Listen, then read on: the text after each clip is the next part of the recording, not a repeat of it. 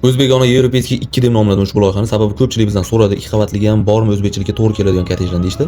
Bu aynan siz uchun bo'lishi mumkin. Necha razmerga tushganini ham aytaman oxirida. Hozirroq podpisasi va like tugmasini bosib qo'ying. Tushuntirishni boshladim. Ko'chadan kirganda shunaqa alohida kirish va mashina uchun alohida kirish berganmiz. Uzun naves kutib oladi, chap qo'lda tapchan so'g'ri va yozgi oshxona berganmiz. O'ng qo'lda esa bizni bahaybat mehmonxona kutib oladi.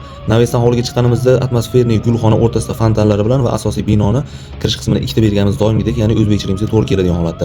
Bu yoq tomondan kirganda chap qo'lda bitta mehmonxona, bitta yotoqxona, ichida sanusilar bilan bitta xo'jalikka sharoit, o'rtada esa bizni keng hol kutib oladi va ikkinchi etajga ko'tarilish zinasi.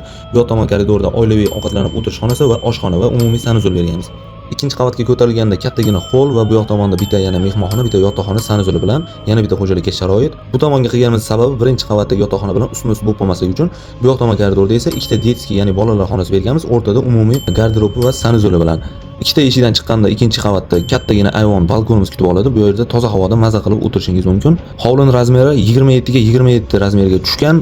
Ko'rib turibsizlar, juda ham keng holatda joylangan. Bu degani yeringiz kichikroq bo'lsa ham tushadi, kattaroq bo'lsa ham. Loyiha haqida fikringizni albatta izohlarda yozib qoldiring, men birma-bir o'qib javob beraman.